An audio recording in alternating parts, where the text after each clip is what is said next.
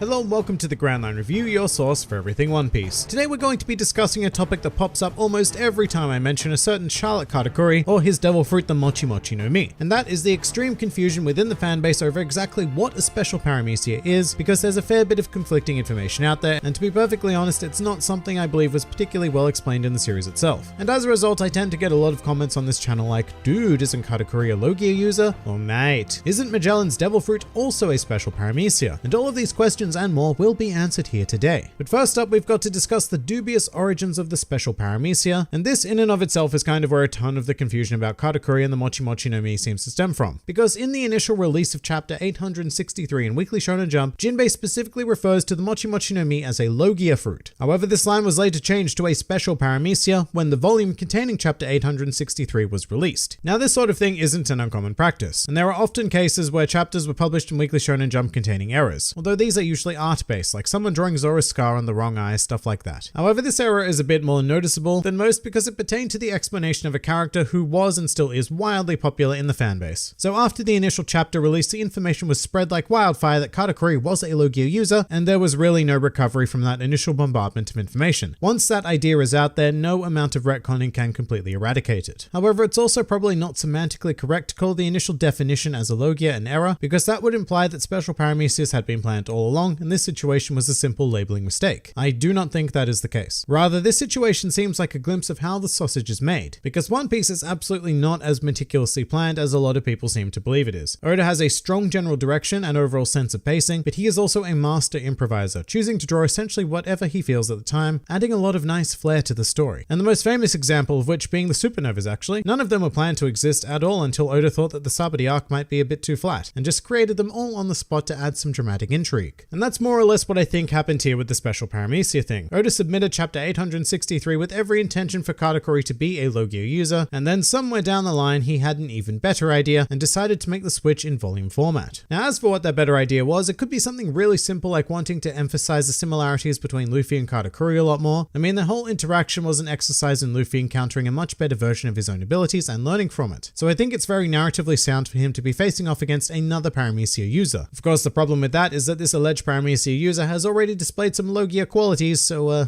what do we do with that? I guess he's a special Paramecia. And by the way, what I've just explained there does not give Oda enough credit to how he explained the Logia similarities, because that would go on to be dealt with very, very well. But before that, whether they were planned or not, let's get into exactly what now defines a special Paramecia fruit. And in the absence of an official definition from Oda, the conclusion we can draw is that a special Paramecia is a fruit that grants the user more than one of the established qualities of a regular Paramecia. And what I mean by that is that after the consumption of a Paramecia type fruit, a user will only generally gain one specific effect. For example, there are Paramecia fruits that strictly modify the user's body, a great example of which is Luffy. He ate the Gomu Gomu no Mi, and the simple outcome is that he is now made of rubber. Another common effect is that the user of a Paramecia fruit will become able to produce something. So think Doflamingo's ability to conjure strings or Bartolomeo's power to produce barriers. There are some further subclassifications as well, such as users who become able to change the properties of their body at will, like Miss Valentine or Mark Weiss, both of whom are able to freely manipulate their weight. And there are other types as well, but it's not important for this discussion. What is important is to recognize that Charlotte Katakuri, the user of the Mochi Mochi no Mi, is the only Paramecia user who has two of these effects granted upon him, being that he can produce Mochi at will, but he can also freely turn his body into Mochi and manipulate it. This is what makes him a special Paramecia user, because he essentially gained double the powers of any regular Paramecia user. And you may be thinking that there are other cases in the series of individuals who display these two qualities, a frequent example of which that comes up is Galdino, better known as Mr. 3. There is an unfortunately widespread belief that he was able to turn his body into wax as well as generate it, but this is not the case. Galdino was only ever capable of generating wax, but to manipulate it he needed a connection with it, activating the flame on his head and generally coating his hands in wax to mold his creations. So I'm afraid the Doro Doro no Mi is a regular old Paramecia. The other example that comes up a lot is Magellan and his Doku Doku no Mi, because due to the fact that the ex-warden of Impel Down chooses to coat himself in poison, there is a mistaken belief that this means he can become poison, and in fact despite the multiple times he has been stated to be a Paramecia user, a lot of fans even confuse this fruit for a Logia type. But the simple truth is that he is neither a Logia nor a special Paramecia, because Magellan can only generate poison, in the same way that Galdino can only produce wax, similar to the idea that Katakuri can conjure Mochi. However, he can actually become Mochi as well. And actually, speaking of mistaken Logias, I just want to go over Oda's explanation for the Logia illusion that Katakuri can create. Essentially, Katakuri's ability to become intangible, or seemingly intangible, is a byproduct of his extremely advanced observation haki. Katakuri is able to see briefly into the future, analyze where bullets, punches, soldiers or whatever are going to strike him, and then mold just enough of his body away to perfectly avoid it. And I find this to be a pretty satisfactory explanation and a fantastic get out of jail free card for Oda, because just to take a step back into the real world, Katakuri was definitely intended to be a low gear user at first, and that's why he displays their qualities at the tea party. This sort of change would not have worked with any other character. It really needed Katakuri's future side to sell it, and in my opinion, it's really gone on to enhance his character. Like, it's one thing to just be intangible to physical attacks, but it's completely another to make yourself appear intangible through minute, perfect bodily movements. But yeah, that is essentially a special paramecia. It's a confusing topic because it was never planned to be a thing. To the best I can tell, Oda published Katakuri as a low gear user, then came up with a better idea, and added another layer to this already expansive world of devil fruits. But regardless of how it came about, special paramecias do now exist in the series, and I'm very much hoping that we see a few more of them before the inevitable end, so that Oda can make some more use of this wonderful narrative discovery. But that pretty much does it for special paramecias. If you enjoyed this video and the content this channel produces in general, then please do consider donating to the Grand Line Review Patreon, because the support of all of you amazing people is what continues to make this channel possible. Also, do check out my Teespring store if you're interested in shirts, hoodies, and other miscellaneous items, with the proceeds going directly to support the channel as well. And if you'd like to join the fun at any time, then please do head over to my Discord server, where a wide array of shenaniganry takes place on a daily basis. And finally, please do comment with your thoughts on special paramecias. This has been the Grand Line Review, and I'll see you next time.